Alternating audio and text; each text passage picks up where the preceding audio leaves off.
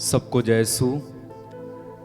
मैं आप सभी का हार्दिक स्वागत करना चाहता हूं फिर एक बार आज की इस प्रार्थना में, प्रभु की आराधना में।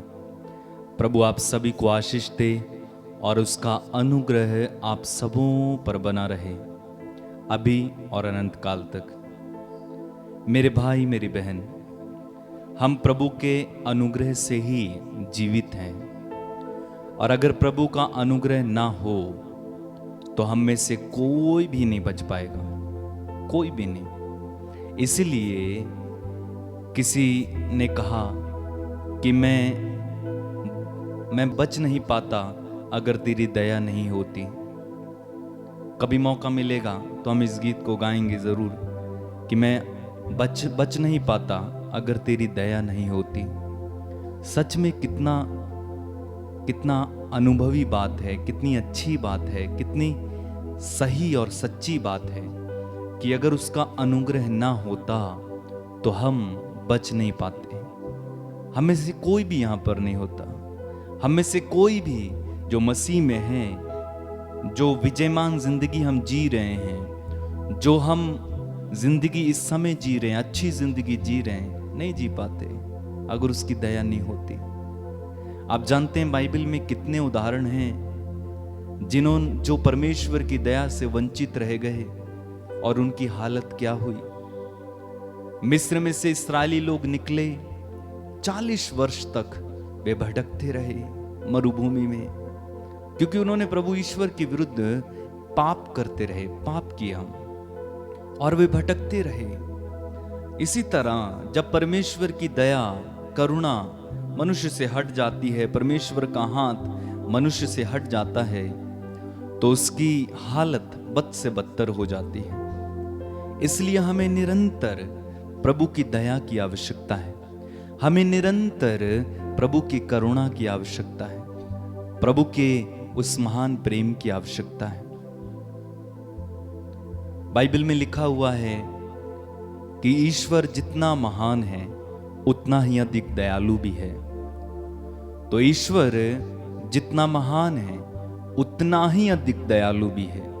वो दया सागर है, दयावान है, करुणावान है, दया सागर है। हम उस दया सागर प्रभु की आराधना करें। आंखें बंद रखें, हाथों को खुला रखें, प्रार्थना करें। प्रभु तू कितना दयावान है। सच में अगर तेरी दया नहीं होती तो मैं जीवित नहीं रहता। प्रभु तेरी दया नहीं होती तो मैं बच नहीं पाता। अगर तेरी दया नहीं होती तो प्रभु मैं एक विजयमान जिंदगी जी नहीं पाता। प्रभु तेरी दया के लिए मैं तुझे धन्यवाद देता हूं, तेरी असीम दया के लिए, तेरी असीम कृपा के लिए मैं तुझे धन्यवाद देता हूं। तूने मुझ पर दया की, तूने मुझे बचाया, तूने मुझे गले से लगाया। मेरे जैसे पापी को, मेरे जैसे रोगी को तूने चाहा, तूने प्यार किया। मुझ जैसे तुच्छ इंसान को तूने अपने गले से लगाया। यीशु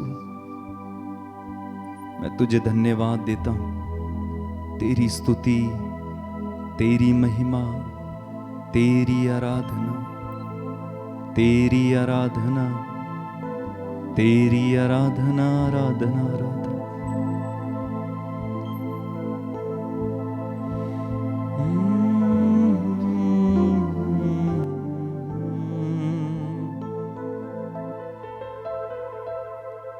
तू ना बदलता है, तेरा प्यार ना बदलता है। तू वही प्रभु है जो सब नया बनाता है। तू ना बदलता है, तेरा प्यार ना बदलता है। तू वही प्रभु है जो सब नया बनाता है।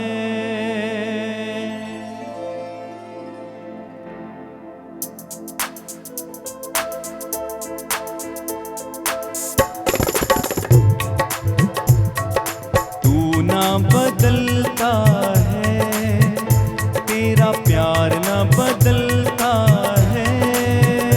गाएं।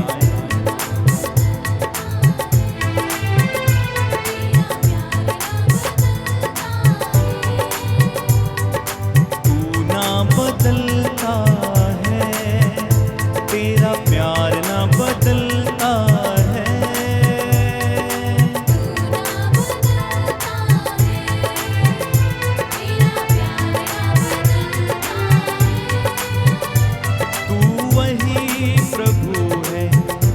सब नया बनाता है, वही प्रभु है जो सब। तू ना बदलता है, तेरा प्यार ना बदलता है।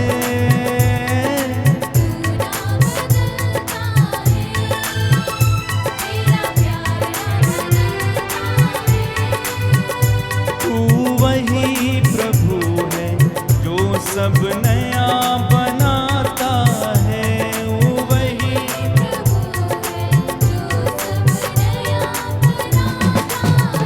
तेरी आराधना, तेरी आराधना, तेरी आराधना, तेरी आराधना, तेरी आराधना, तेरी आराधना,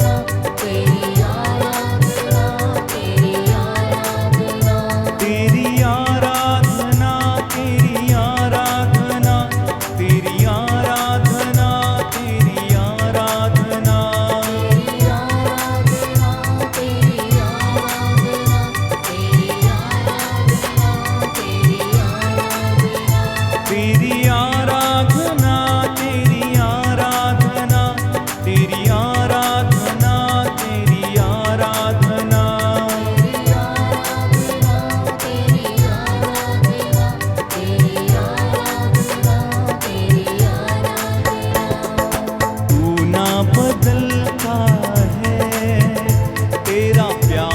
बदलता है।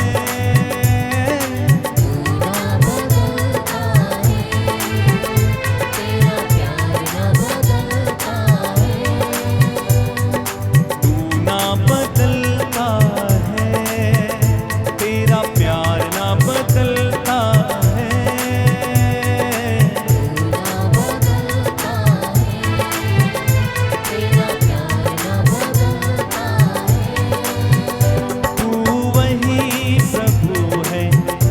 सब नया बनाता है, वही प्रभु है जो सब नया बनाता है। तू वही प्रभु है जो मुझे नया बनाता है। तू वही प्रभु है जो मुझे नया बनाता है। ताली बजाते हुए तेरी आराधना, तेरी आराधना, तेरी आराधना, तेरी आराधना, तेरी आराधना, तेरी आराधना,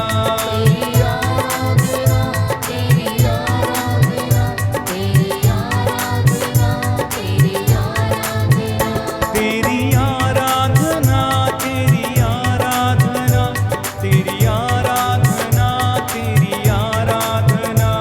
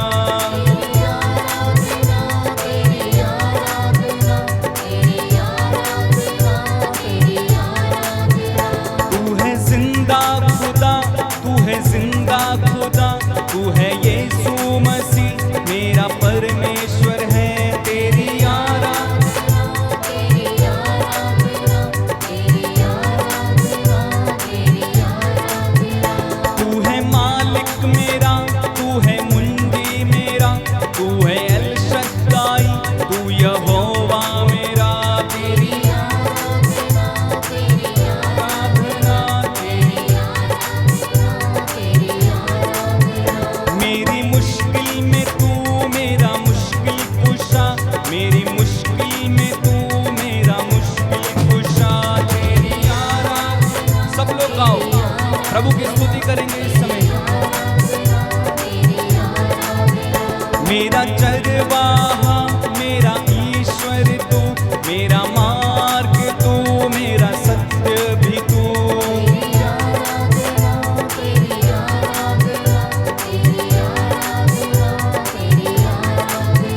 मेरी आत्मा में, मेरे मन में तू, मेरे दिल में तू, मेरे तन में तू। तेरी सब लोग ऊंची आवाज से, तू कितना महान, तू कितना विशाल, तेरी महिमा प्रभु है अपरंपार। गाते जाएं, प्रभु की स्तुति करते जाएं इस समय। तू सेनाओं का यहोवा, तू है मेरा खुदा, तू है पवित्र पवित्र पवित्र खुदा। तेरी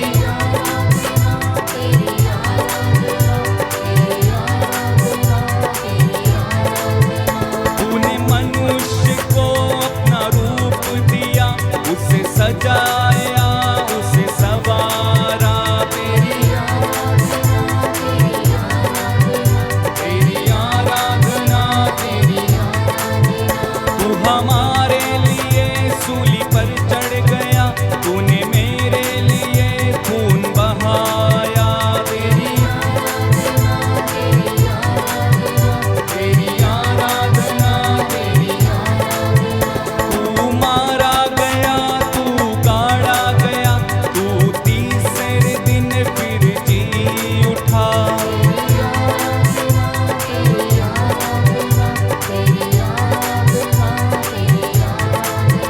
तू पिता के दाहिने विराजमान, सब कुछ प्रभु जी तेरे अधीन है।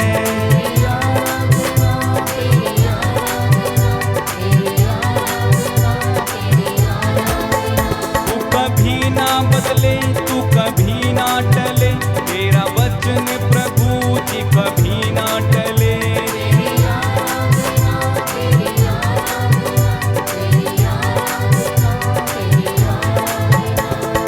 बल दिया, तूने जीवन दिया, तूने मुझको प्रभु जी माफ किया। तेरी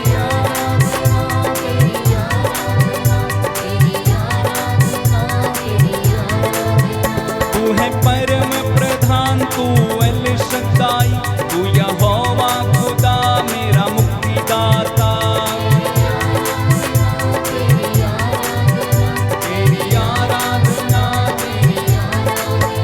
मेरी मुश्किल में तू मेरा मुश्किल कुशा, मेरे आगे आगे चलने वाला। सब लोग गाएं। मेरे संग संग तू ही चलता प्रभु, मुझे हर तरफ से तू संभालता प्रभु।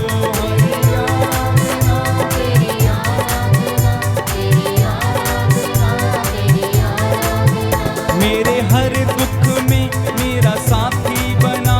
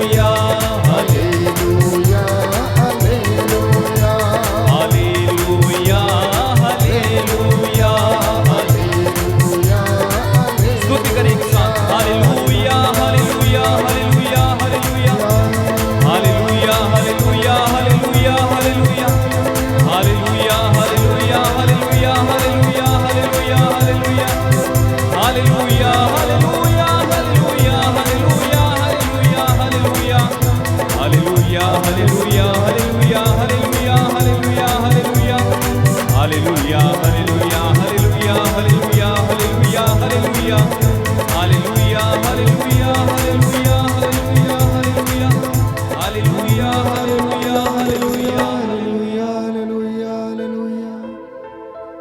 सामर्थ्यवान जीवित प्रभु की उपस्थिति में इस वक्त हम मौजूद हैं। वो पवित्र संस्कार इस रोटी के रूप में हमारे बीच में हाजिर हैं। उसका वादा है, जहां पर 2 या 3 मेरे नाम से एकत्र होते हैं, मैं उनके बीच में हाजिर रहता हूं। इस वेदी पर प्यारे भाई प्यारी बहन प्रभु यीशु इस रोटी के रूप में विराजमान हैं। आप इस वक्त जहां कहीं भी हैं, सच्चे हृदय और सच्चे मन और आत्मा से उसकी आराधना करें। वो हमारे घरों में इस वक्त मौजूद हैं। उसका स्वागत करें और आदर और महिमा और सम्मान उसका है। ये सब कुछ प्रभु को समर्पित करते जाएं। यह अनुग्रह का समय है, चंगाई का समय है। प्रभु के पास लौट कर चले आए। आप थके हारे हैं, काम से लौटे हैं, या आप में से कुछ लोग बीमार हैं, चंगाई पा चुके हैं, प्रभु का धन्यवाद करें। स्तोत्रकार कहता है कि कृतज्ञ हृदयों के लिए यह शोभन है कि वह नित्य प्रतिदिन प्रभु का धन्यवाद करें। प्यारे भाई प्यारी बहन, इस वक्त थोड़े समय के लिए प्रभु के साथ जुड़ जाना। सारी चिंताओं को एक तरफ कर प्रभु के सिंहासन की ओर, अनुग्रह के सिंहासन की ओर लौट कर चले आना। अगर आप मेरी आवाज सुन रहे हैं तो सब लोग मिलकर प्रभु की स्तुति करना। छोटे बड़े, बूढ़े बुजुर्ग, नवविवाहित, इस वक्त यदि आप जहां कहीं भी हैं, चाहे आप शयन कक्ष में हो या फिर किचन में हो, यदि ये आवाज आपके कानों में पहुंच रही है तो यह वक्त आपके लिए प्रभु की स्तुति करने का है। जो बहन इस वक्त आटा गूंद रही है, आटा गूंदते गूंदते प्रभु की स्तुति करते जाना। उस रोटी पर जो आपके हाथ से बनेगी उसमें आशीष उतरेगी। यदि आप कुछ काम कर रहे हैं तो इस वक्त प्रभु की ओर अपना ध्यान लगाना, आत्मा अब प्रभु की ओर उठाना, एकाग्र मन से उसकी स्तुति करना, और अगर हो सके तो सारे काम छोड़कर थोड़ा समय प्रभु की हजूरी में बैठ जाना। आदर और सम्मान उसका है, ये उसको देना। प्यारे भाई प्यारी बहन, प्रभु आपको आशीष प्रदान करेगा। अपने छोटे बच्चों के साथ मिलकर प्रभु की वेदी के सामने उपस्थित होकर आराधना करने लग जाना, क्योंकि आराधना में शक्ति है, प्रार्थना में शक्ति है।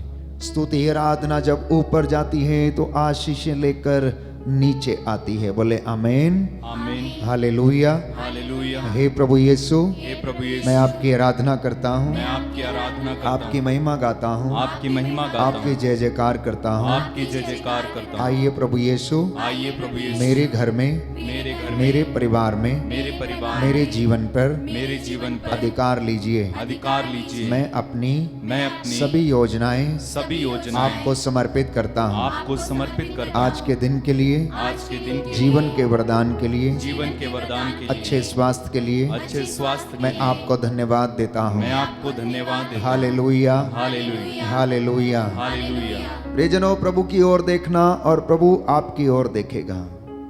प्रभु की ओर देखना और प्रभु आपकी ओर देखेगा, क्योंकि प्रभु ये कहता है कि मेरी आंखें सब कुछ देखती हैं, केवल मैं और आप उसकी ओर देखने में असमर्थ रहते हैं। आज की संध्या के समय प्रभु के वचन आपका मार्गदर्शन करें, आपको सारे गुनाहों से निजात दिलाएं, आपको आशीषों और बरकतों से भर दें।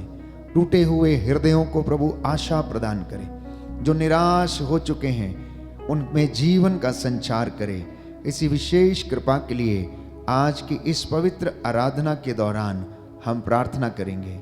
आइए हम प्रभु से अगुवाई मांगें और हम एक भजन दोहराएंगे प्रार्थना के रूप में, जिससे कि प्रभु हमें आशीष प्रदान करे और हम बड़ी श्रद्धा और भक्ति के साथ उसके चरणों में आ जाएं। Hallelujah, hallelujah, hallelujah. हालेलुया। हे प्रभु यीशु, हे प्रभु यीशु, मेरी प्रार्थना मेरी प्रार्थना तेरे पास पहुँचे, तेरे पास पहुँचे, मेरी दुहाई तेरे पास पहुँचे। मेरी दुहाई तेरे पास पहुँचे। Hallelujah, hallelujah, hallelujah. हालेलुया। स्तोत्र संख्या 116।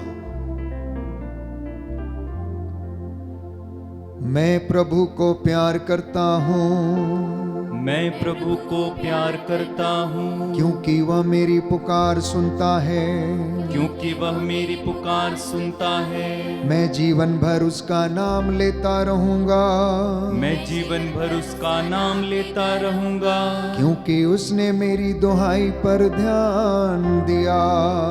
क्योंकि उसने मेरी दुहाई पर ध्यान दिया। मैं मृत्यु के बंधनों से जकड़ा, मैं मृत्यु के बंधनों से जकड़ा और अधोलोक के फंदों में फंसा हुआ था।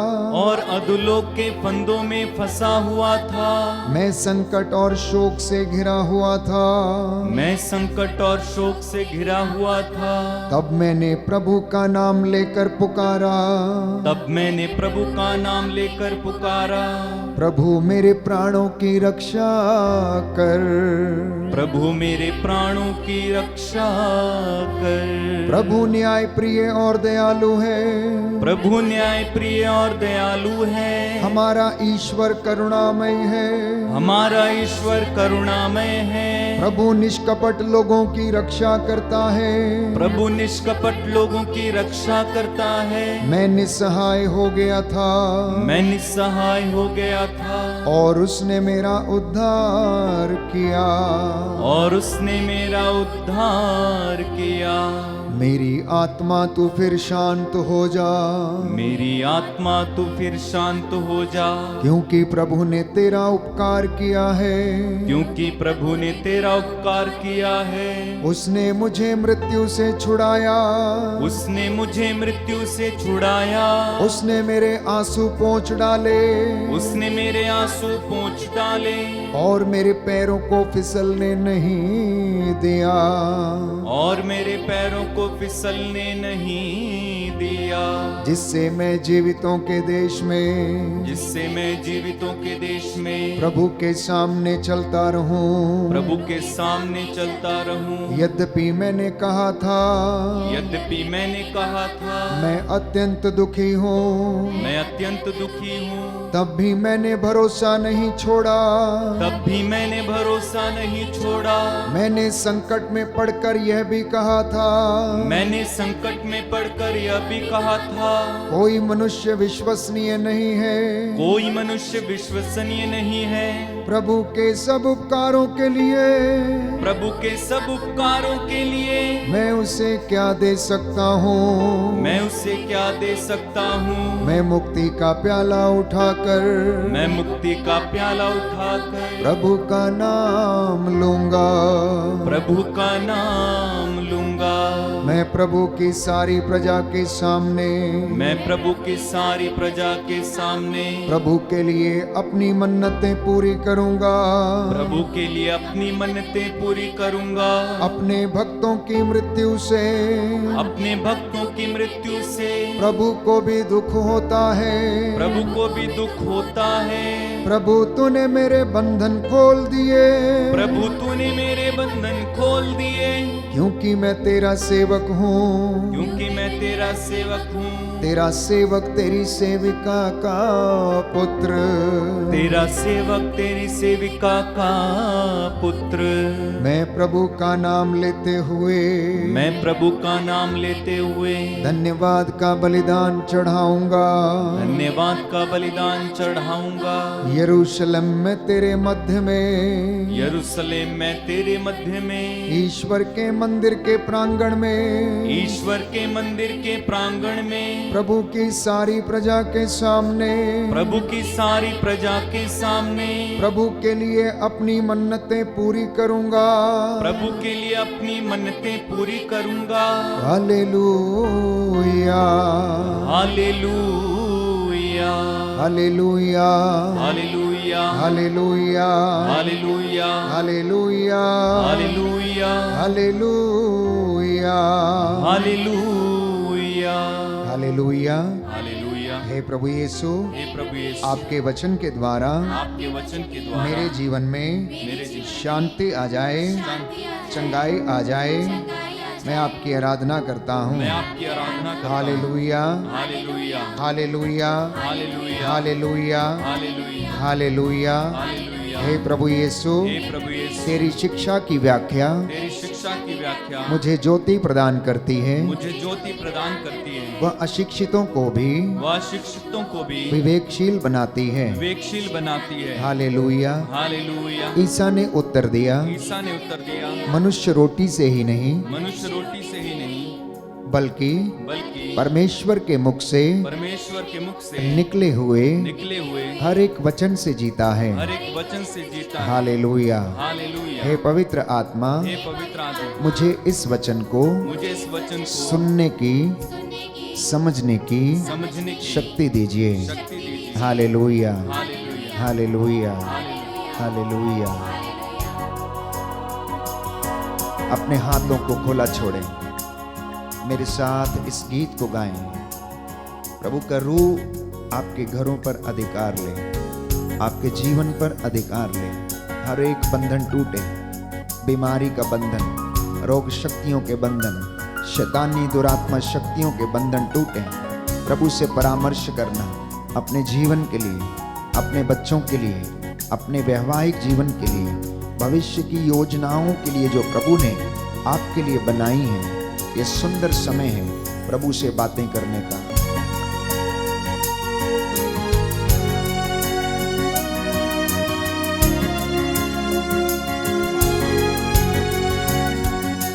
झूले झूले मुझे बात करो, झूले झूले मुझे पाप करो, झूले झूले मुझे बात करो।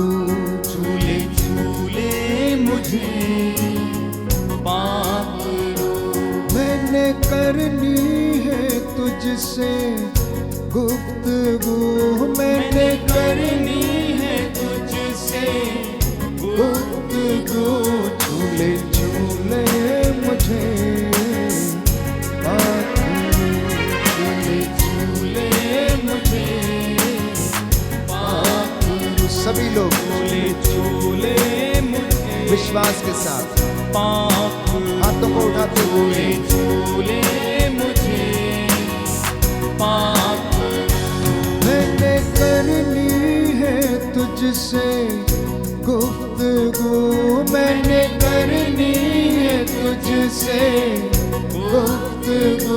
झूले झूले मुझे बात करो, झूले झूले मुझे पाप करो। झूले मुझे पाप करो। अपने दोनों हाथों को सीने से लगाइए। पवित्र आत्मा का मस्सा महसूस करें। इस वक्त वो आपके ऊपर छाया हुआ है, उसका सानिध्य आपको घेरे हुए है। जैसे वो चेलों के ऊपर 50वें दिन में उतरा, वैसे ही वो आप लोगों को आज अपनी आग से मसा करें।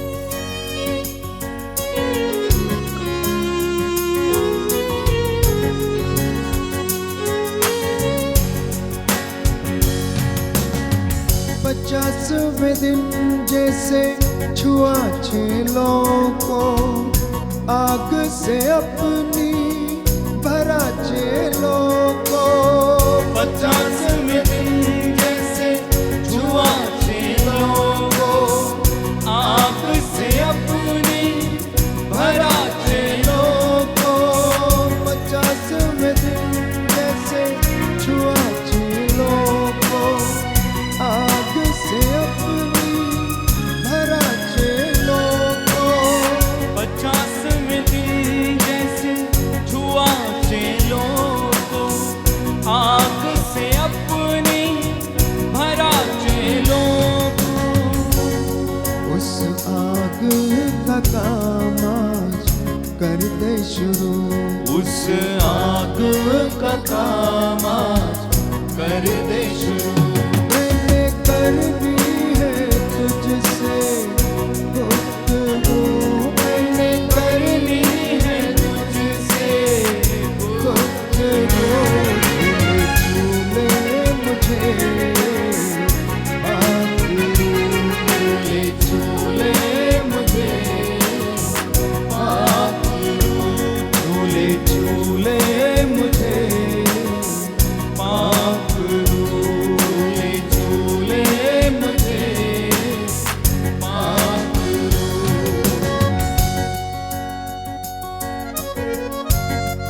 प्रभु का आत्मा अपने नबियों के साथ वो हमेशा रखता था और उनका मार्गदर्शन करता था, उनकी अगुवाई करता था। वो जहां जहां जाते थे उनके द्वारा महान चिन्ह और चमत्कार प्रकट करता था। जैसे परमेश्वर ने अपने नबियों को वो आत्मा प्रदान किया, प्रभु से कहना कि आज उस आत्मा के वरदान मेरे परिवार में, मेरे जीवन में, मेरे बच्चों के जीवन में भी प्रभु देने की कृपा कर।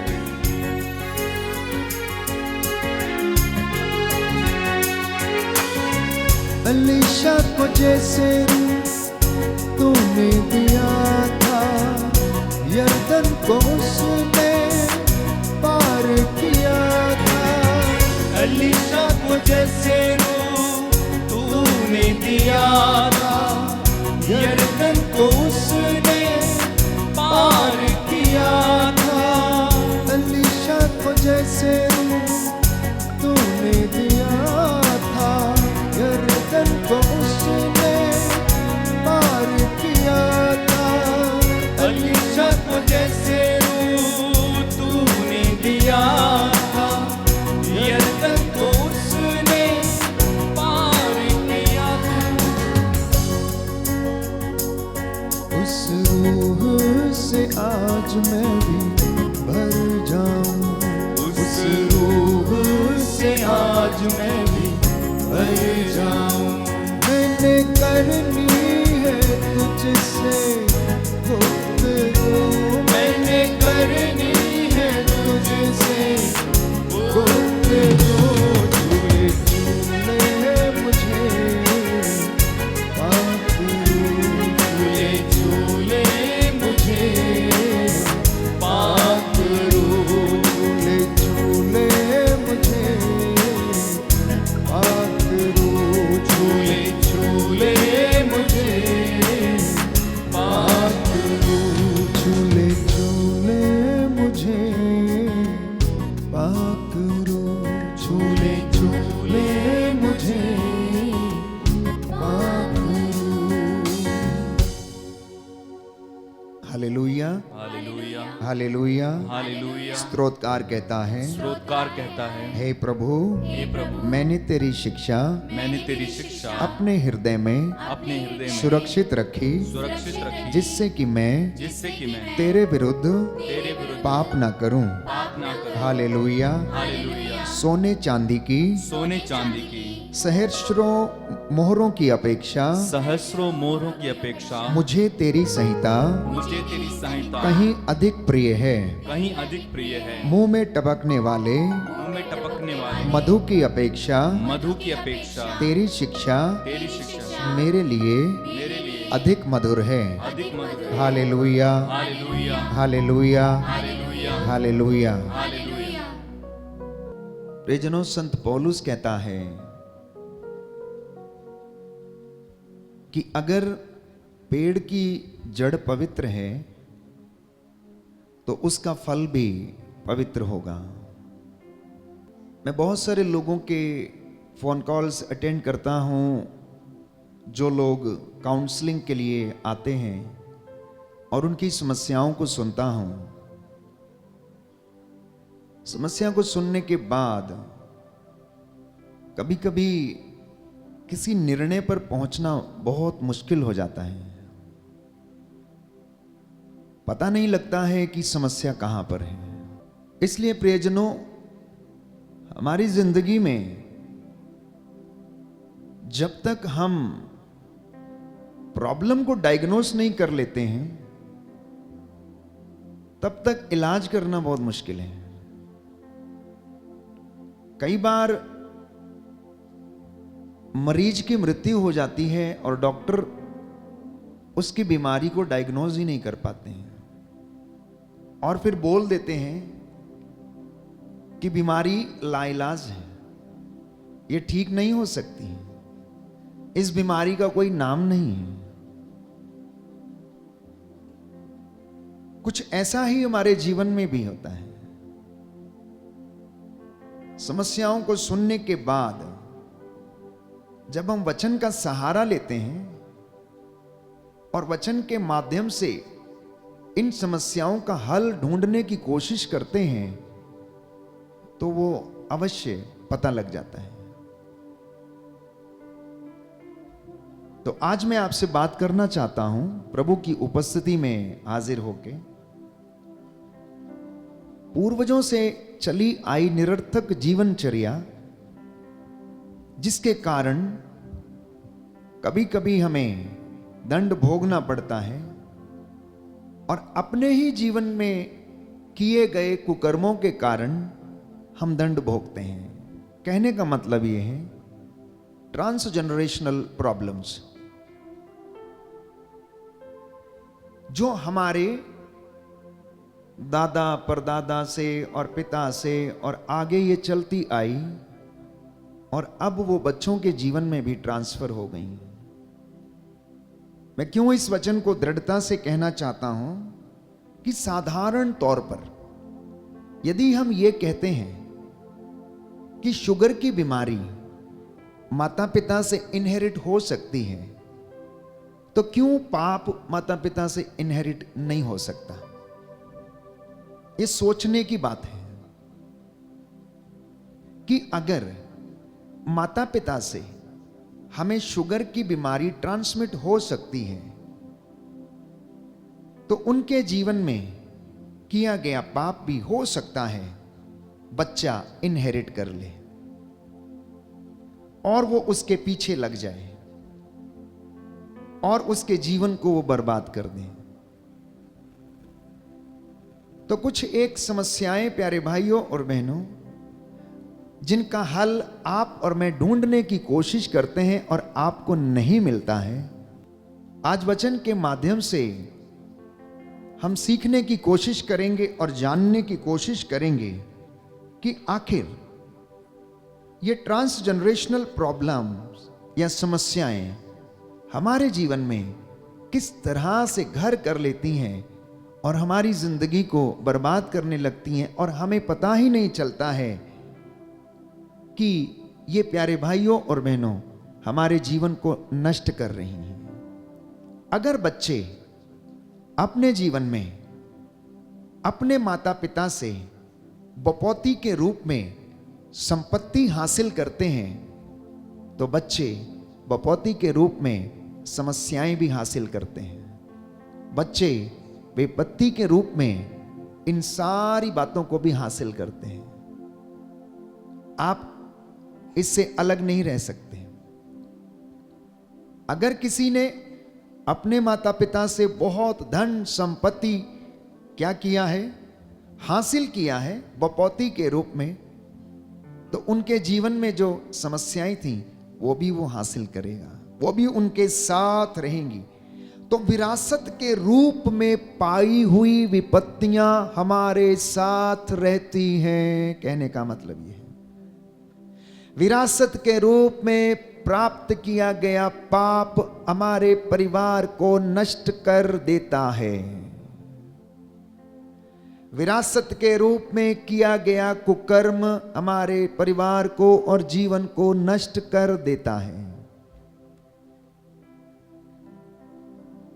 जब तक कि यीशु मसीह उस पाप का या विपत्ति का लेखा जोखा बंद ना करे, उसका तंद ना काटे, तब तक वो आपके जीवन से जुड़ा रहेगा और आपको बर्बाद करता रहेगा।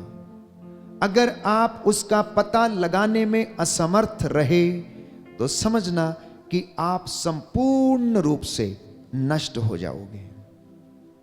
इसलिए घर में बीमारियों को, घर में परेशानियों को, घर में कर्जों को, घर में विपत्तियों के हल ढूंढने के लिए हमें वचन का सहारा लेकर वचन के माध्यम से प्यारे भाइयों और बहनों समझना जरूरी है कि प्रभु हमसे क्या कहना चाहता है। तो एक बात जो ट्रांसजनरेशनल प्रॉब्लम्स या समस्या के रूप में हम देखते हैं, और वो सबसे बड़ी बात ये है, यशायाह नबी के ग्रंथ अध्याय 47 में हम पढ़ते हैं।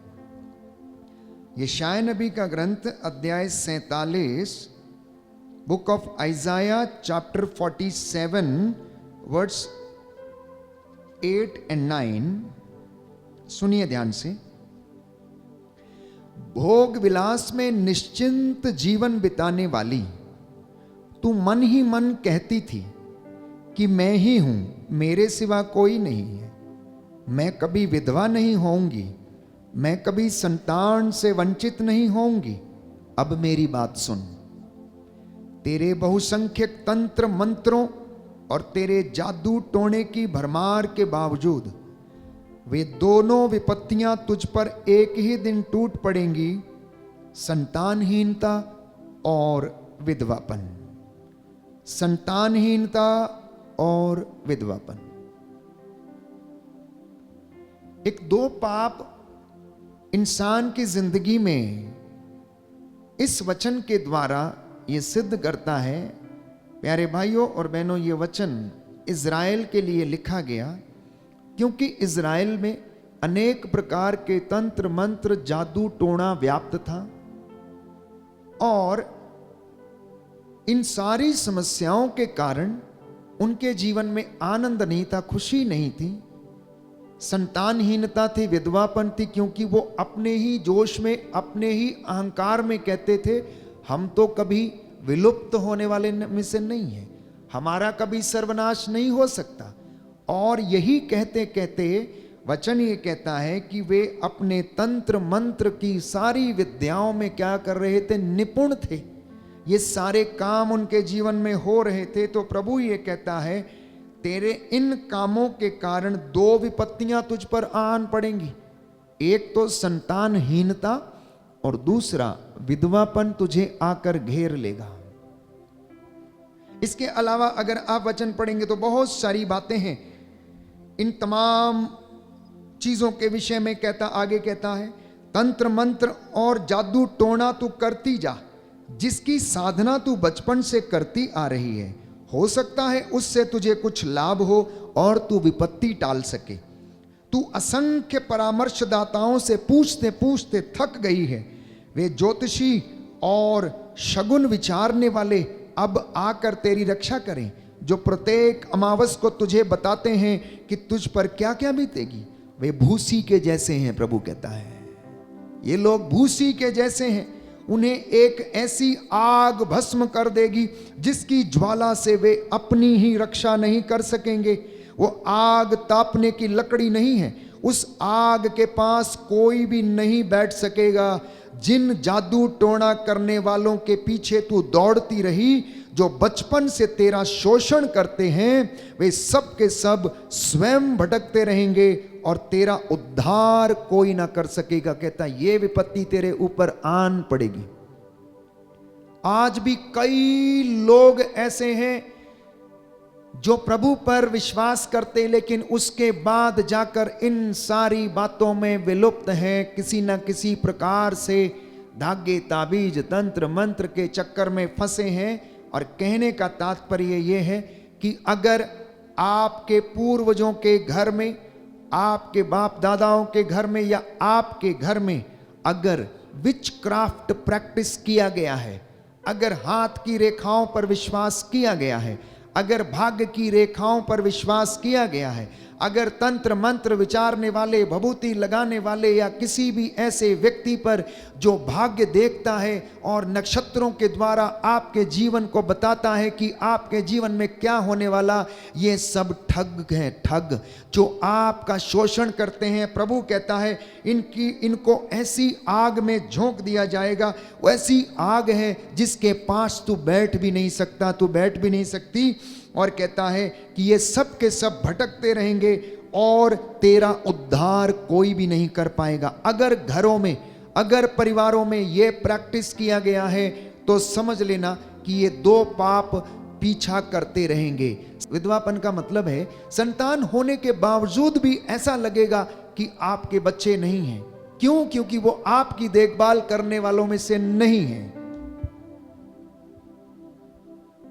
पाप या दूसरी समस्या जो घर का पीछा करती है वो ये है प्यारे भाइयों और बहनों कि अगर परिवार में किसी की हत्या कर दी गई है जानबूझकर या फिर उसे प्रेशराइज करके या किसी भी तरीके से घर में हत्या हो गई है, छोटे की या बड़े की, या किसी षड्यंत्र के तहत उसको मार दिया गया है, या फिर भ्रूण हत्या के द्वारा आत्मा मारू पाप कमा लिया गया है, तो ये एक दूसरा पाप है जो जब तक उसका खाता क्लोज ना हो यीशु मसीह के द्वारा और जब तक उसके लिए दंड ना भुगत लिया जाए, ये पाप पीछा करता रहेगा।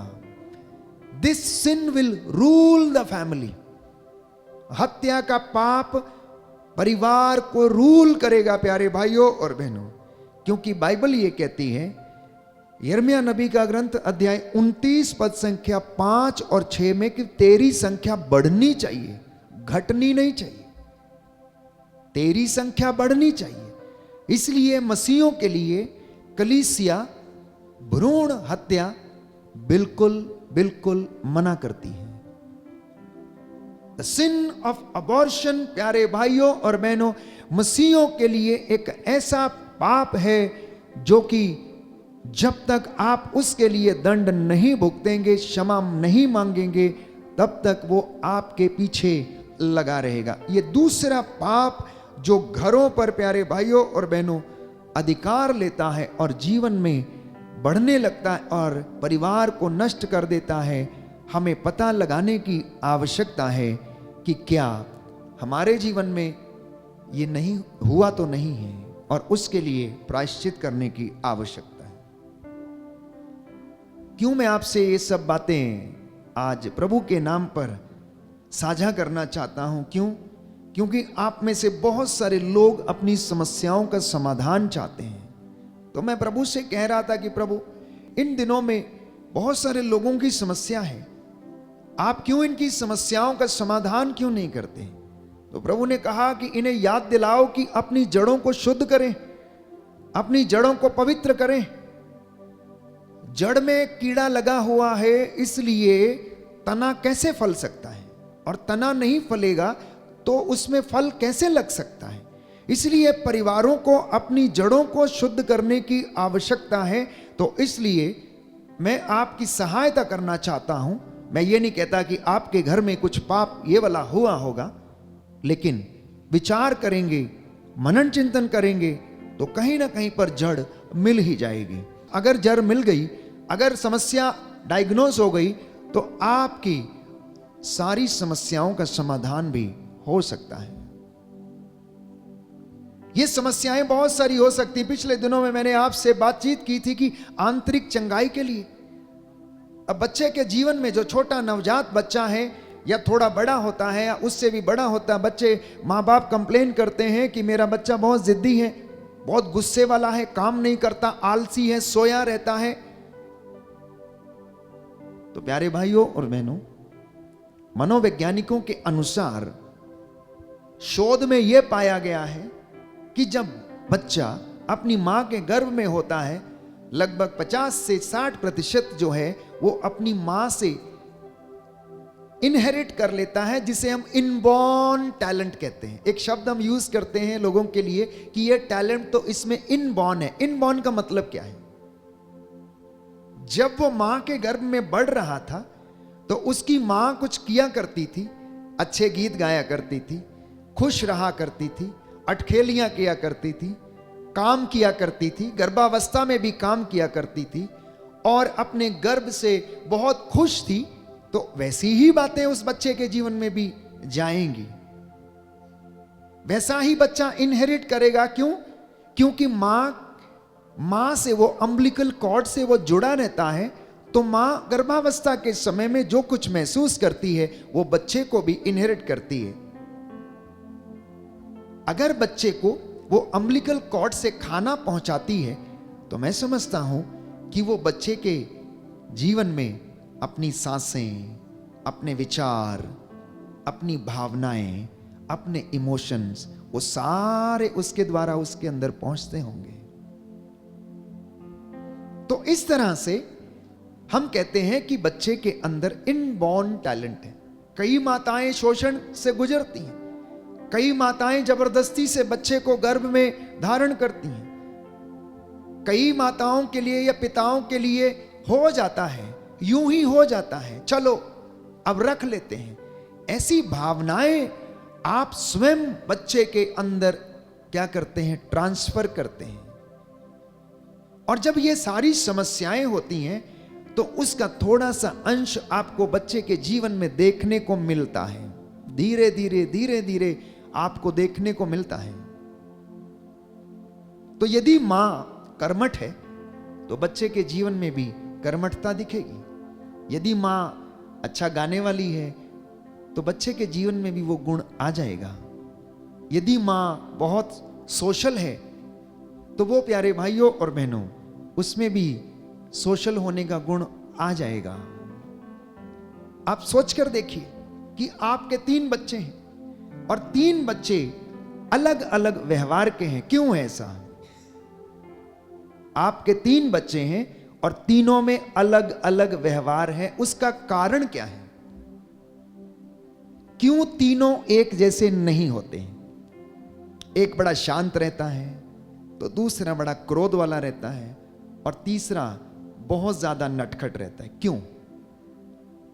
या जिद्दी रहता है? क्योंकि मां इन तीनों बच्चों की गर्भावस्था के दौरान अलग अलग परिस्थिति से गुजरती है। जब पहले बच्चे की स्थिति आती है तो बहुत एक्साइटेड रहती है क्योंकि नई नई शादी होती है और अब एक तीसरे व्यक्ति को आना है तो वो बहुत ही ज्यादा उत्सुकता के साथ उसे ग्रहण करती है। परिस्थितियां बदलने लगती हैं, आर्थिक तंगियां होनी शुरू हो जाती हैं। हो सकता है समाज में या परिवार में लड़ाई झगड़े शुरू हो जाते हैं तो मन थोड़ा कुंठित होने लगता है, सेकंड वाला हो या ना हो। इसी तरीके से तीसरे की। तो मैं बहुत विचार विमर्श करने के बाद इस निष्कर्ष पर उतरा कि तीनों बच्चों के जीवन में ये तीनों परिस्थितियां शायद समय के अनुसार जिस अवस्था से मां गुजरी है उस अवस्था से हुई होंगी। अब हो सकता है कि इसी दौरान ऐसी स्थिति आई हो कि जब दंपति ने, प्यारे भाइयों और बहनों, भ्रूण हत्या करने का निर्णय ले लिया हो, तो वो एक ऐसा श्राप जो है आने वाले बच्चे को अफेक्ट करता है। क्यों? क्योंकि यदि बर्तन ऑलरेडी गंदा हो चुका है, जिसमें ऑलरेडी खून बह चुका है, और उसको बिना शुद्ध किए, बिना पवित्र किए आप एक अन्य दूसरे बच्चे के लिए प्लान करते हैं, तो प्यारे भाइयों और बहनों, उस बच्चे के ऊपर वो चीज अफेक्ट करती है। आप जरा सोच के देखिए। आप मेरी बातों से सहमत हो सकते हैं, नहीं हो सकते, लेकिन आप इस बात पर सोचकर और विचार विमर्श करके देखिए कि इन बातों से जिन लोगों के जीवन में ये हुआ है उनके बच्चों पर क्या प्रभाव पड़ा है। आप में से अक्सर प्यारे भाइयों और बहनों, बहुत सारे लोग बच्चों की आशा करते हैं, परिवार को बढ़ाने की आशा करते हैं, लेकिन कभी कभी हम उसमें फेल हो जाते हैं, हत्या कर बैठते हैं। तो अगर परिवार में हत्या कर दी गई है तो हत्या की दुष्ट आत्मा उस परिवार पर रूल करेगी, अधिकार लिए रहेगी, चाहे वो भ्रूण हत्या हो, चाहे वो किसी प्रकार से किसी को प्रेशराइज करके की गई हो, या किसी को मार दिया गया हो, काट दिया गया हो षड्यंत्र के तहत। If abortion has taken place in the family, then children will be in bondage. अगर अबॉर्शन घर में हुआ है तो प्यारे भाइयों और बहनों, बच्चे उस बॉन्डेज में रहेंगे, उस बंधन में रहेंगे जब तक कि आप उसके लिए प्रायश्चित नहीं कर लेते और वो बंधन तोड़ नहीं देते, और जब तक यीशु मसीह उस खाते को क्लोज नहीं कर देता। क्योंकि यीशु ने कहा, जिस पर हाथ रखोगे वो क्षमा हो जाएंगे, चंगे हो जाएंगे, जिस पे पाप तुम क्षमा नहीं करोगे वो क्षमा नहीं होंगे, क्योंकि जिसके लिए वो खोल देगा उसे कोई बंद ना कर पाएगा, और जिसके लिए वो बंद कर देगा उसे कोई खोल ना पाएगा। इसलिए इस पाप से, इस श्राप से छुटकारा पाना आवश्यक है। तीसरा पाप जो हमारे परिवारों पर रूल करता है, पाप की कमाई। पाप की कमाई की वजह से कभी भी घर में फाइनेंशियल स्टेबिलिटी नहीं रहेगी। अगर कोई व्यक्ति पाप की कमाई करके घर में लाता है तो उससे आपके घर में कभी भी फाइनेंशियल स्टेबिलिटी नहीं रहेगी, और बीमारी आपके घर को हमेशा अपने अधिकार में रखेगी। बहुत सारी बातें हैं पाप की कमाई के विषय में, मैं उस पर ज्यादा चर्चा नहीं करना चाहता हूं। अगले किसी प्रवचन में हम बताएंगे कि प्रवक्ता ग्रंथ, सूक्ति ग्रंथ पाप की कमाई के विषय में क्या कहता है, क्योंकि पाप की कमाई, प्रभु का वचन कहता है कि इन घर को संकट में डाल देती है। पाप की कमाई घर को संकट में डाल देती है और इंसान को मृत्यु के पाश में बांध देती है। इसलिए there will not be financial stability, और बीमारी घर से कभी नहीं जाएगी। चाहे ये बाप दादाओं ने किया हो, या पूर्वजों ने किया हो, या माता पिता ने किया हो, या इंसान ने खुद किया हो। यदि आपको विश्वास ना हो तो आप अनुभव करके देख लीजिए। चौथी बात जो परिवार में अधिकार लेकर बैठ जाती है और परिवार को उन्नति करने नहीं देती है, वो है माता पिता का अनादर, या माता पिता को मारपीट करना। माता पिता के श्राप जो हैं प्यारे भाइयों और बहनों, वो बच्चों के जीवन में हमेशा रूल करते हैं। विशेष तौर पर वे लोग जो अपने माता पिता का आदर नहीं करते, उन्हें मारते, उन्हें धकेलते, उन्हें पीटते, उन्हें गाली देते हैं। क्योंकि बाइबल कहती है, प्रवक्ता ग्रंथ अध्याय 3 पद संख्या 4 से 6 में, कि पिता का आदर आशीर्वाद देता है, पिता की निंदा अपनी संतान से ही वो दुख प्राप्त करेगा। वो व्यक्ति जो अपने बाप की निंदा करता है, उसे मारता है, वो अपनी ही संतान से क्या करेगा? दुख पाएगा, अपनी ही संतान से दुख पाएगा। So therefore my sin becomes a bondage for मी।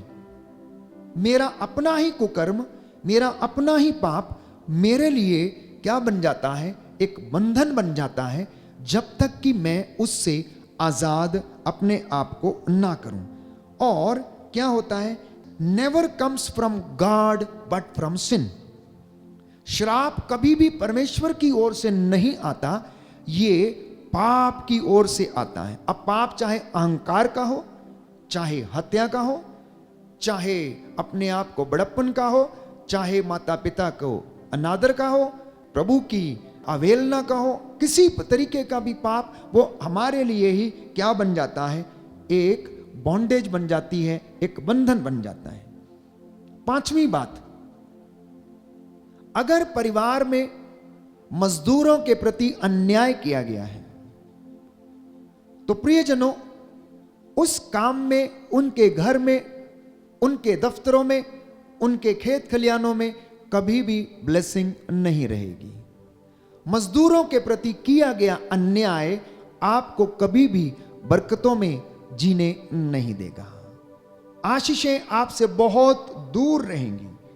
छठवीं बात, अगर परिवार में से किसी व्यक्ति ने अभिषिक्तों को मारा है, या उन पर अभियोग लगाए, या उन्हें गालियां दी, तो प्यारे भाइयों और बहनों, उन घरों में आशीष नहीं रहेगी। बाइबल हमें बताती है कि मेरे अभिषिक्तों पर हाथ मत उठाना। स्तोत्र संख्या 105 पद संख्या 10 में हम पढ़ते हैं कि प्रभु ये कहता है कि मेरे अभिषिक्तों पर हाथ मत उठाना, मेरे अभिषिक्तों पर हाथ नहीं लगाना, मेरे नबियों को कष्ट नहीं देना। जकरिया नबी के ग्रंथ में हम पढ़ते हैं कि वे मेरी आंख की पुतली हैं, देखो यदि कोई उन पर हाथ उठाए तो मैं उन पर हाथ उठाऊंगा। तो ये भी एक समस्या है जो प्यारे भाइयों और बहनों हमारे जीवन में पूर्वजों से अगर चली आई है तो वो आपके परिवार पर रूल करेगी। इसलिए मैं ऐसे परिवारों को समझाने की कोशिश करता हूं कि वे सब के सब एकत्र हो जाएं, अपने भाई, अपनी बहन, अपनी माँ, अपने बाप के साथ एकत्र हो जाएं और इस श्राप से मुक्त हो जाएं, घुटना टेकें, प्रभु के सामने नाक रगड़ लें। और प्यारे भाइयों और बहनों, प्रभु कहता है क्या जाने वो द्रवित हो जाए और वो तुम्हें क्षमा कर दे, क्या जाने वो द्रवित हो जाए और वो तुम्हें क्षमा कर दे और तुम पर लगा हुआ अभियोग मिटा दे। इसलिए यह जरूरी है कि हम प्यारे भाइयों और बहनों उस पाप के लिए क्षमा की याचना करें। जकरिया नबी का ग्रंथ अध्याय 2 पद संख्या 12 और उससे आगे सुनिए ध्यान से। विश्वमंडल के प्रभु का ये कहना है, उसी महिमामय प्रभु ने मुझे यहां भेजा है। तुम मेरी आंख की पुतली हो, सावधान, जो तुम पर हाथ उठाए तो देखो मैं उन पर हाथ उठाने वाला हूं और उनके दास भी उनको लूट लेंगे। इससे तुम जान जाओगे कि प्रभु ईश्वर ने ही मुझे भेजा है। तो पुरोहितों और अभिषिक्तों पर अभियोग लगाना, उन पर हाथ उठाना और उनको सताना प्रभु को ये बिल्कुल भी अच्छा नहीं लगता है, क्योंकि वे उसके बेटे हैं। जिस तरह से आपके बच्चे हैं, मान लीजिए कि आपके 4 बच्चे हैं और 4 बच्चों में 2 बहुत अच्छे हैं और 2 नालायक हैं। मान लीजिए कि एक बहुत पीता है और एक बहुत झगड़ा करता है या इधर उधर अय्याशी करता है, लेकिन आप फिर भी उन्हें प्यार करते हो। मां का हृदय भी ऐसा ही है।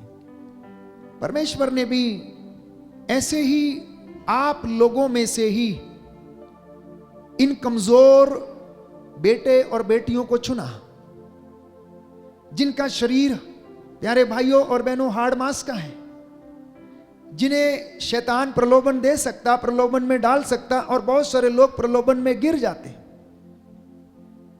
यदि आप अपने नालायक बेटे को प्रेम कर सकते हैं, प्यार कर सकते हैं, उसे सब कुछ दे सकते हैं, तो क्या परमेश्वर अपने चुने हुए अभिषिक्तों को प्रेम नहीं करेगा? क्या वो उन्हें छोड़ देगा? क्या वो उन्हें ऐसे ही जाने देगा? प्यारे भाइयों और बहनों, वो उन्हें दंड अवश्य देगा। वो कहता प्रतिशोध लेना मेरा काम है, तुम्हारा काम नहीं है। तुम अपने बच्चों को देखो और मैं अपने बच्चों को देखूंगा, मैं इनका हिसाब इनसे लूंगा, तुम अपने बच्चों का हिसाब उनसे लो। इसलिए प्रभु के चुने हुए अभिषिक्तों पर आपको अभियोग लगाने का कोई अधिकार नहीं है, क्योंकि वचन साफ साफ कहता है कि देखो ये मेरी आंख की पुतली है, अगर तुम पर कोई हाथ उठाए तो मैं उन पर हाथ उठाऊंगा, मैं उन्हें छोड़ूंगा नहीं।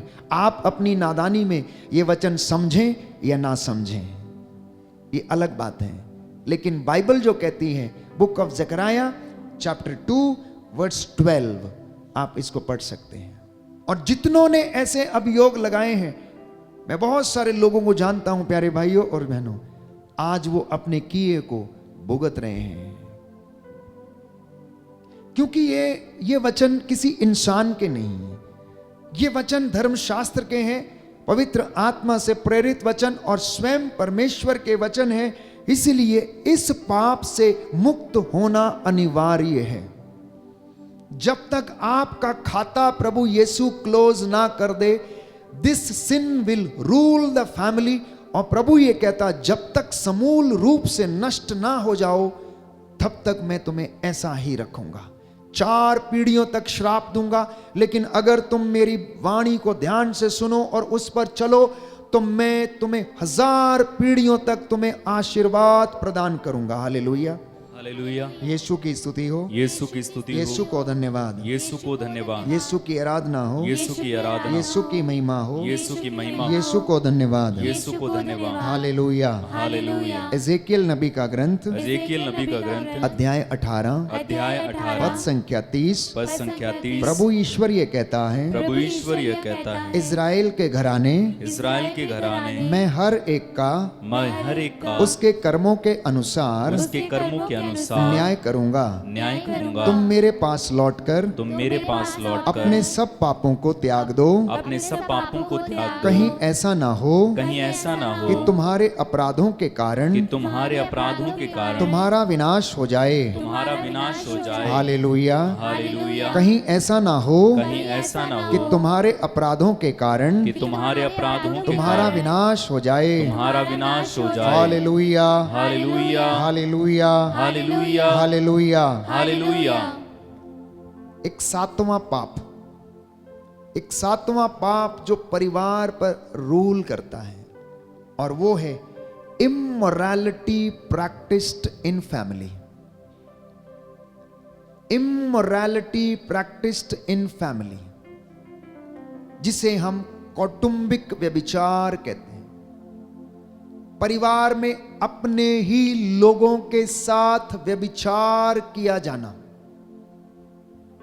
अगर ये प्रैक्टिस घर में हुआ है तो समझ लेना कि ये दुष्ट आत्मा आने वाली पीढ़ियों में रूल करेगा, अधिकार लेगा और परिवार के बच्चों को गलत रिश्तों में डालेगा। वही संबंध, वही रिश्ते जो सोदोम और गोमोरा में होते थे, लोग सडोमिस्ट बन गए थे, वही पाप घर में भी होगा। दाऊद ने व्यभिचार किया और उसके अपने ही बेटे ने उसकी अपनी ही उपपत्नी के साथ भी, प्यारे भाइयों और बहनों, वही कुकर्म किया। इसलिए अगर ये घृणित पाप घर में हो गया है तो प्रियजनों, बाइबल ये कहती है कि ये सारे के सारे क्या हैं? श्रापित हैं।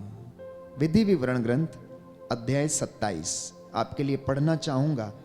वचन खोलेंगे, विधि विवरण ग्रंथ अध्याय 27 पद संख्या 15 और उससे आगे। शायद सुनने में अच्छा ना लगे, लेकिन हमें जानना अवश्य है, हमें जानना अवश्य है, क्योंकि ये प्रभु का वचन है। अभिशप्त है वो व्यक्ति जो प्रतिमा खोदता या देवमूर्ति ढालता है, अर्थात देवमूर्तियों की पूजा करता है और उसे छिपकर स्थापित करता है, क्योंकि प्रभु की दृष्टि में कारीगर की कृति घृणित है। और सब लोग उत्तर में कहते थे आमीन। आगे लिखा है, अभिशप्त है वह जो अपने पिता या अपनी माता का अपमान करता है। वचन कहता है वो श्रापित है व्यक्ति। आगे लिखा है, अभिशप्त है वो जो अपने पड़ोसी की मेड़ को बदल देता है। मतलब वो व्यक्ति श्रापित है जो अपने पड़ोसी की मेड़ काट लेता है और उसको बदल देता है। उसके खेत में कभी भी उन्नति नहीं होगी वो, और अपने जीवन में उन्नति नहीं पाएगा। आगे लिखा है, अभिशप्त है वो जो अंधे को उसके रास्ते से क्या करता है? भटका देता है। आगे लिखा है, अभिशप्त है वो जो प्रवासी, अनाथ और विधवा के विरुद्ध अन्यायपूर्ण निर्णय देता है। याद रखे, कोई भी विधवा को ना लूटे, उसकी पेंशन अगर आती है तो उसको ना लूटे।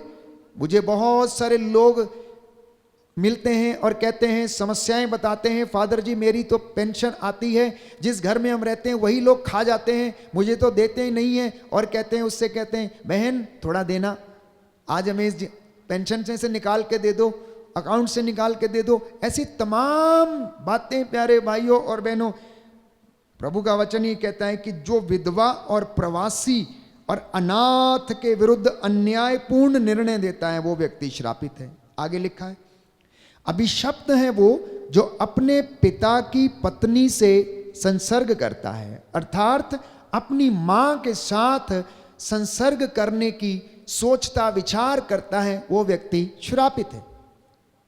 अभिशप्त है वह जो किसी भी पशु के साथ गमन करता है। आज आप लोग देखते हैं कि किस तरह से पाश्चात्य देशों में प्यारे भाइयों और बहनों लोग पशुओं के साथ गमन करते हैं, किस तरह से उनका आचरण और उनका व्यवहार है। आगे लिखा है, अभिशप्त है वो जो अपनी बहन के साथ, चाहे वो अपने पिता की या अपनी माता की बेटी हो, प्रसंग करता। अभिशप्त है वो जो अपनी सास के साथ प्रसंग करता। ये सब कौटुंबिक व्यभिचार के अंतर्गत आते हैं, जिसे मैं कह रहा था इमोरालिटी प्रैक्टिस्ड इन फैमिली। अभिशप्त है वह जो छिपकर अपने पड़ोसी की हत्या करता है। अभिशप्त है वो जो निर्दोष का रक्त बहाता अर्थात भ्रूण हत्या करता है और घूस लेता है। अभिशप्त है वो जो इस संहिता के शब्दों का पालन नहीं करता। इन ऐसे तमाम प्यारे भाइयों और बहनों पाप जो हैं वो परिवारों का पीछा करते हैं।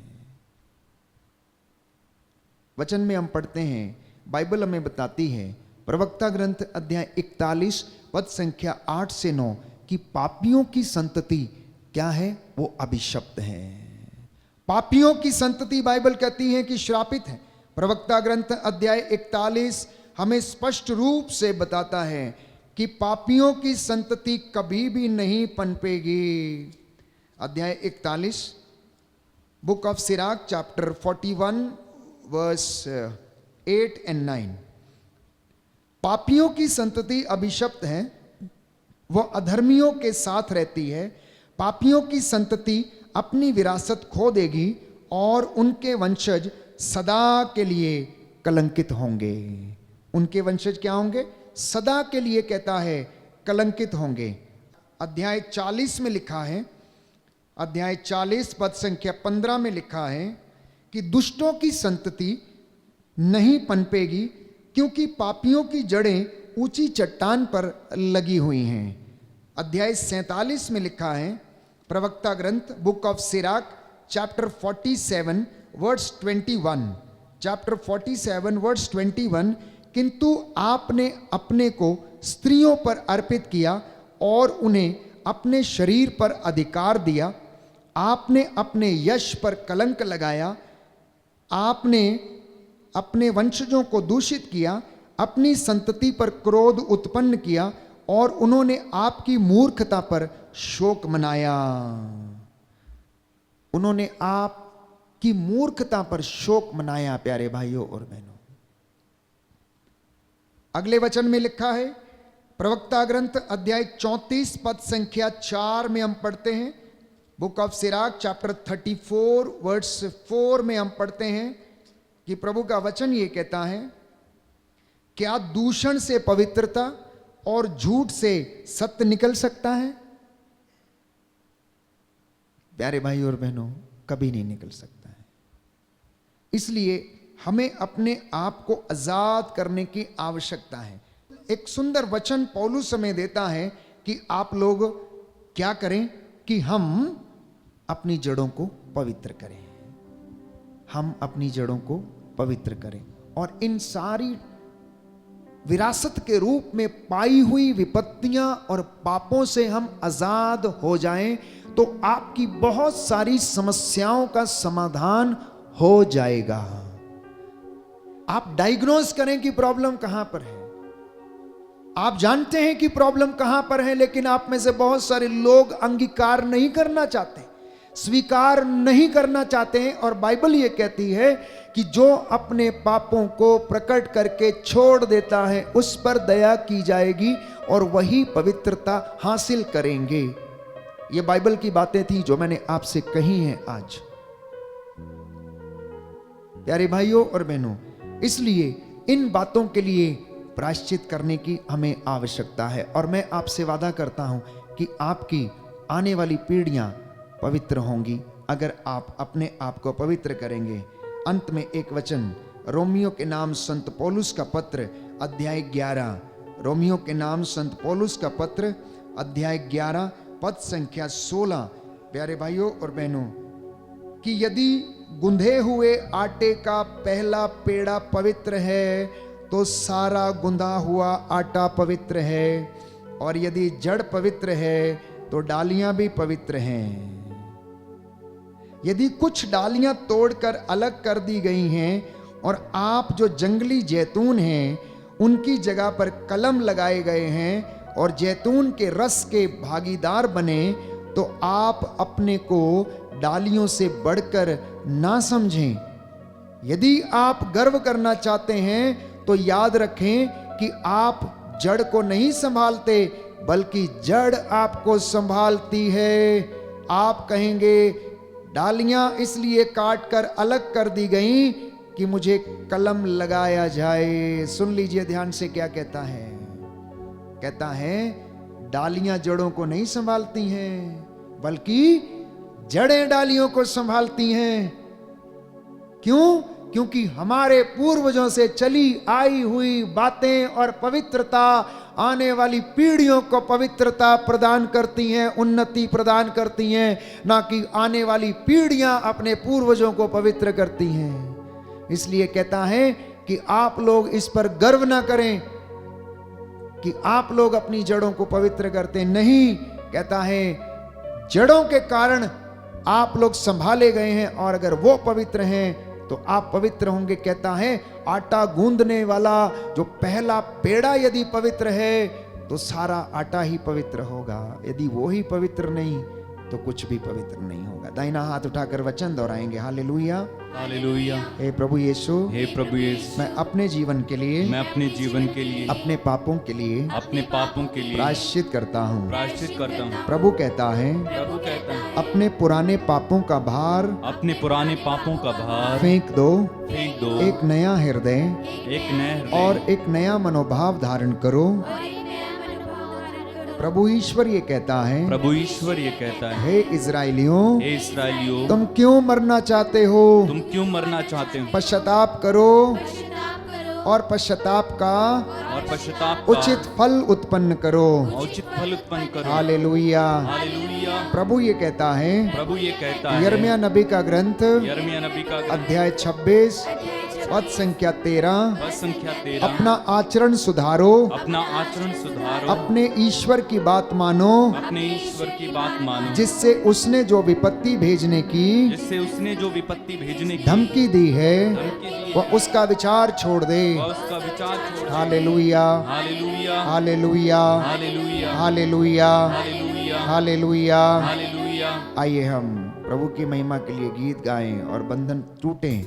सारे पाप श्राप बंधन पूर्वजों से चली निरर्थक जीवनचर्या का बंधन टूटे और हमारे परिवारों को आशीष प्रदान करे। अग्नि हो ऐसी पाक खुदाया, पाप सभी जल जाए। अग्नि हो ऐसी खुदाया, पाप सभी जल जाए।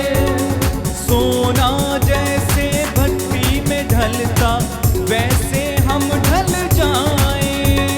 सोना जैसे भट्टी में ढलता, वैसे हम ढल जाए। वैसे हम ढल जाए। वैसे हम ढल जाए। वैसे हम ढल जाए। वैसे हम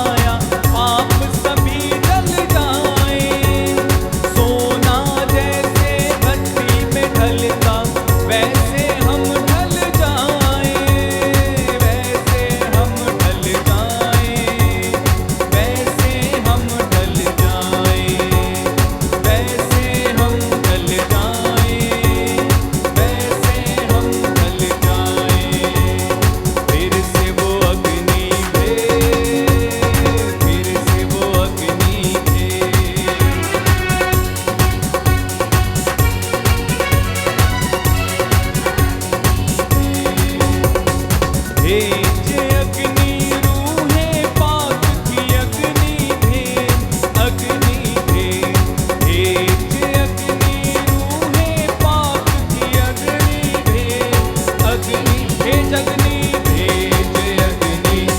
तालियां बजा के गाएं भेज अग्नि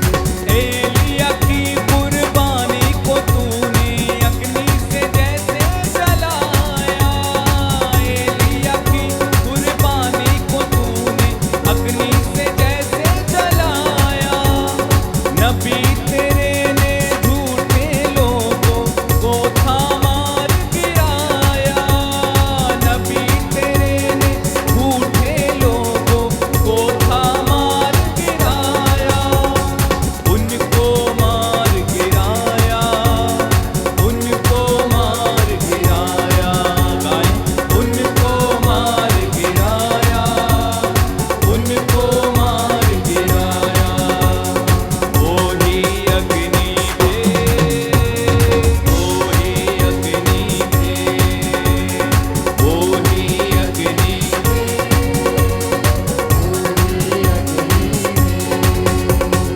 भेज अग्नि रूहे पाक की अग्नि भेज अग्नि भेज अग्नि रूहे पाक की अग्नि भेज अग्नि एक साथ ताली बजा के भेज अग्नि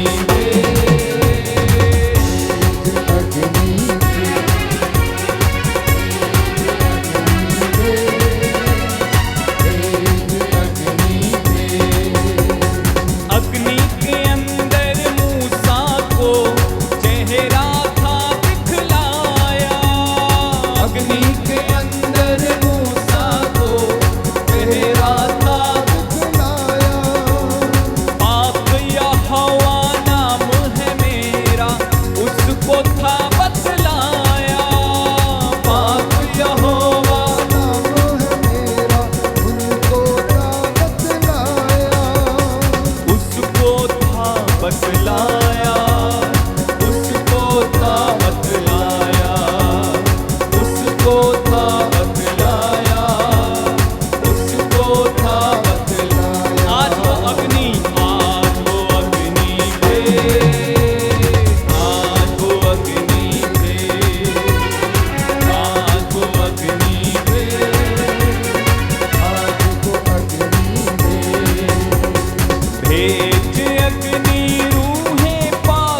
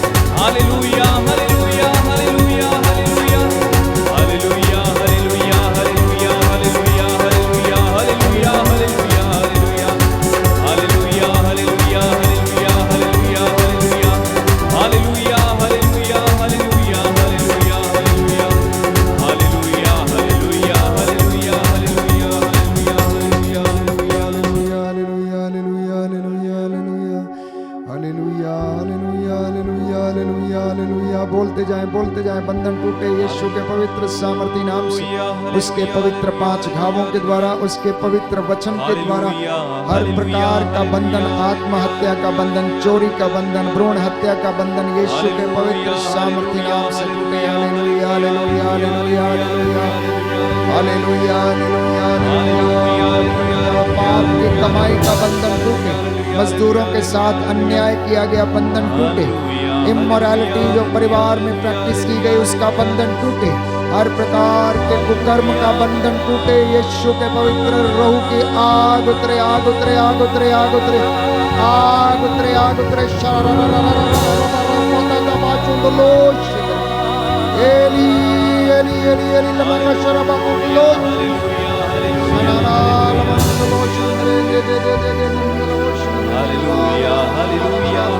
हालेलुया हालेलुया हालेलुया हालेलुया। समर्पित होते जाएं, समर्पित करते जाएं और एक एक पाप, एक एक श्राप को यीशु के पवित्र सामर्थी नाम से बोलें कि मेरे शरीर से, मेरे परिवार से, मेरी जिंदगी से निकले और यीशु के क्रूस के नीचे बंध जाए और कभी ना लौटे। एक एक बीमारी को, एक एक पाप को जो पूर्वजों से पीछा करता चला आया है, इस वक्त यीशु के पवित्र सामर्थी नाम से तोड़ें और कहें कि मेरे शरीर से निकले और जाए।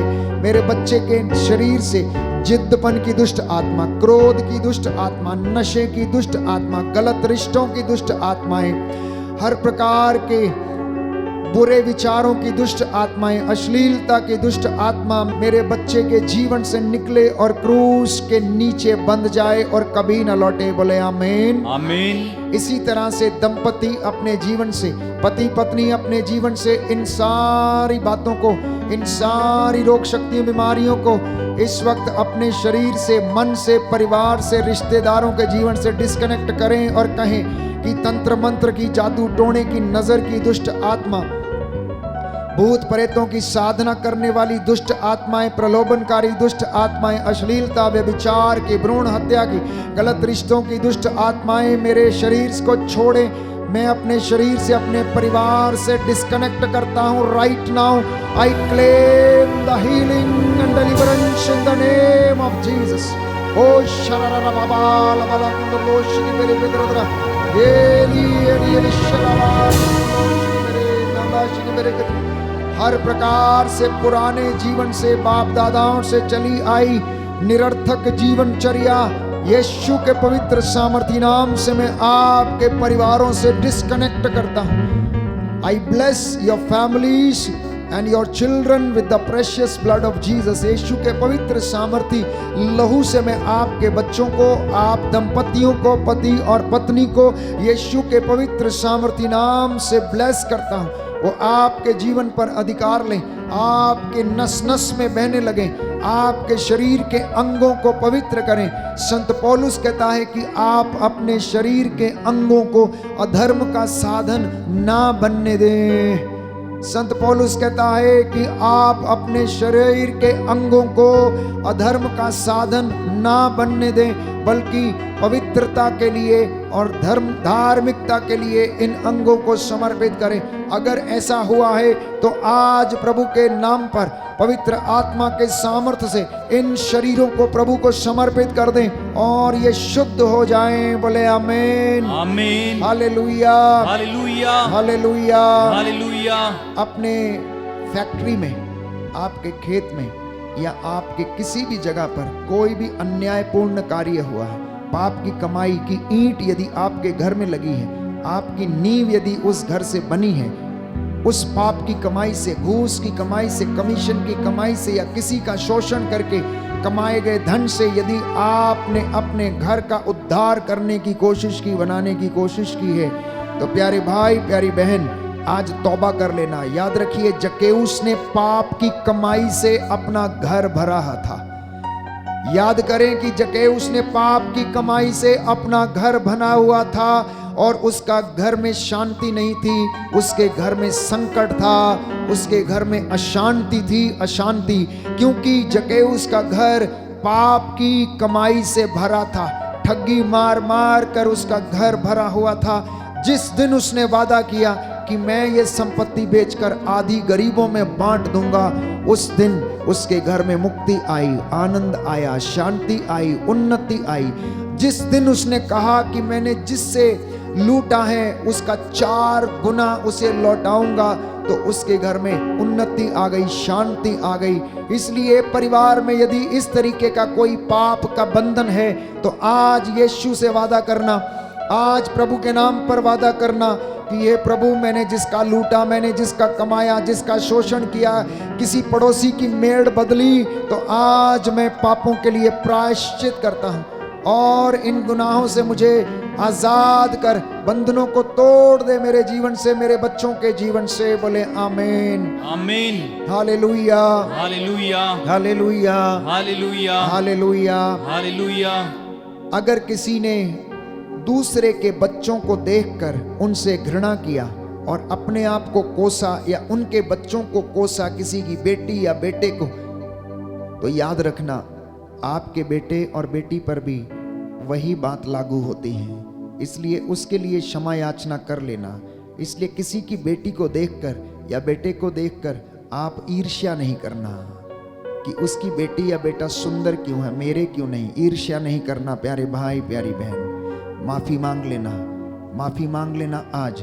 और मैं आपको विश्वास दिलाता हूं, आपकी बेटी के जीवन से बंधन टूटेगा, उसकी शादी बहुत जल्दी हो जाएगी। आपके बेटे से जीवन से वो बंधन टूट जाएगा। प्रभु आज वादा कर रहे हैं आप तमाम लोगों से जिनके जीवन में ये समस्याएं हैं। इसलिए जड़ों को पवित्र करने का समय है आज, जड़ों को पवित्र करने का समय है प्यारे भाई, प्यारी बहन। The Lord is blessing you, the Lord is blessing many of you. आप में से बहुत सारे लोग जो आंसू बहा रहे हैं, इस वक्त प्रभु आपको चंगाई दे रहे, जो प्रायश्चित कर रहे हैं, वो सब के सब उद्धार पाएंगे। आज की रात्रि आपका बंधन टूट रहा प्यारे भाई, प्यारी बहन। You are being healed right now, you are being healed right now. In fact, many of you have been healed today. आज आप में से बहुत सारे लोग चंगे हो गए। आपने अपने गुनाहों को जान लिया, परेशानियों को जान लिया। प्रभु आपको आशीष प्रदान करते हैं। बोलो आमीन, आमीन, हालेलुया, हालेलुया, हालेलुया, हालेलुया। प्रार्थना में जो कुछ मांगा पूरा करो अरमान। प्रार्थना में जो कुछ मांगा पूरा करो अरमान। प्रार्थना में जो कुछ मांगा पूरा करो अरमान। प्रार्थना में जो मांगा पूरा करो अनुग्रह का समय है, बरकतों की बारिश इस वक्त हो रही है। जिसकी जितनी बड़ी झोली है उतनी आशीष आप उसमें समेट लें। जितना आपने अपने आप को तैयार किया है उतनी आशीष आपकी झोली में बरसेगी। घुटनों पर आ जाएं, विश्वास करें तो ईश्वर की महिमा देखेंगे। प्रभु ने आपके बंधनों को तोड़ा और आज़ाद किया है। वो आपको अपने पवित्र सामर्थी नाम से, अपने पवित्र लहू से इस वक्त मसा करता है। प्रभु की आशीष आपके परिवार पर उतरे और आपको सारे पूर्वजों के पापों, श्रापों और बंधनों से आज़ाद करे। मैं इस विशेष कृपा के लिए आप सबके लिए प्रार्थना करता हूँ। प्रभु आपको चंगाई और आशीष प्रदान करे। दया करने वाले, चंगा करने वाले यीशु राजा, पिता ईश्वर, सर्वव्यापी सर्वज्ञानी पिता, हृदयों की ताह लेने वाले ईश्वर, तूने कहा मैं वो प्रभु हूं जो तुम्हें स्वस्थ करता हूं। तुम अपने प्रभु ईश्वर की सेवा करोगे और वो तुम्हारे अन्न जल को आशीष प्रदान करेगा। हे प्रभु, भजन संहिता 41 पद संख्या 4 से 5 में लिखा है कि तू रोगी को रोगशैया पर सांत्वना देता और रोगी का बिस्तर बदलता है। प्रभु मुझ पर दया कर, मुझे चंगा कर, क्योंकि मैंने तेरे विरुद्ध पाप किया है। हे प्रभु यीशु, तेरे इन बच्चों पर भी दया कर। हे प्रभु, पवित्र वचन भजन संहिता 107 पद संख्या 17 में कहता है, कुछ लोग अपने कुकर्मों के कारण बीमार पड़ गए थे, वे अपने पापों के कारण कष्ट झेल रहे हैं। हे प्रभु यीशु, मेरी प्रार्थना को सुनने की कृपा कर, मेरी दुहाई तेरे पास पहुंचे, मेरे उच्छ्वासों पर ध्यान दे और मुझे शांति प्रदान कर। हे प्रभु, तेरी कृपा तेरे इन बच्चों पर जो वेदी के सामने और ऑनलाइन प्रार्थना में है, इस वक्त इन पर अपनी दया कर दे। तेरा वचन कहता है, तुम्हें किसी जड़ी बूटी के लेप से नहीं, परंतु प्रभु के वचन ने तुम्हें स्वास्थ्य प्रदान किया है। प्रभु ये कहता है, मैं उन्हें स्वास्थ्य प्रदान करूंगा। हे प्रभु, मुझे स्वस्थ कर, तभी मैं स्वस्थ होऊंगा, मेरा उद्धार कर, तभी मेरा उद्धार होगा। प्रभु ये कहता है, प्रिय भाइयों और बहनों, अब मैं तुम्हें चंगा कर दूंगा और तुम्हारे घावों पर पट्टी बांधूंगा। आओ हम प्रभु के पास लौटे। उसने हमें घायल किया था, अभी वही हमें स्वस्थ करेगा। हे प्रभु, तेरे इन बच्चों पर जो निसंतान दंपति हैं, दया कर। इनके गर्भ में जो रसौलियां हैं, तेरे पवित्र नाम से टूटे और जल के राख हो जाएं। दया कर दे अब्बा पिता, दया कर दे। मैं तेरा दास मूसा के जैसे इन हाथों को उठाता हूँ, प्रायश्चित करता हूँ इन पर और मुझ पर दया कर दे। हमारे माता पिता पर, सभी भाई बहनों पर और तेरे चुने हुए अभिषिक्तों, पुरोहितों, धर्म संगियों पर दया कर दे। नेताओं पर दया कर, शासकों प्रशासकों पर दया कर, जिससे कि ये निस्वार्थ रूप से तेरी प्रजा की अगुवाई कर सकें। हमारी प्रार्थना सुन ले हमारे उद्धार करता यीशु प्रभु के द्वारा।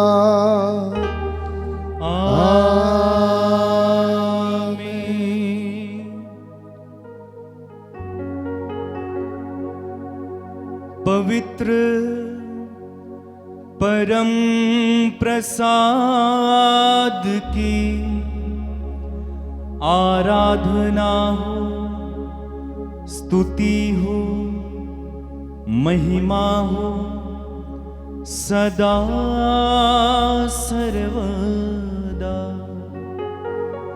पवित्र परम प्रसाद की आराधना हो, स्तुति हो, महिमा हो सदा सर्वदा।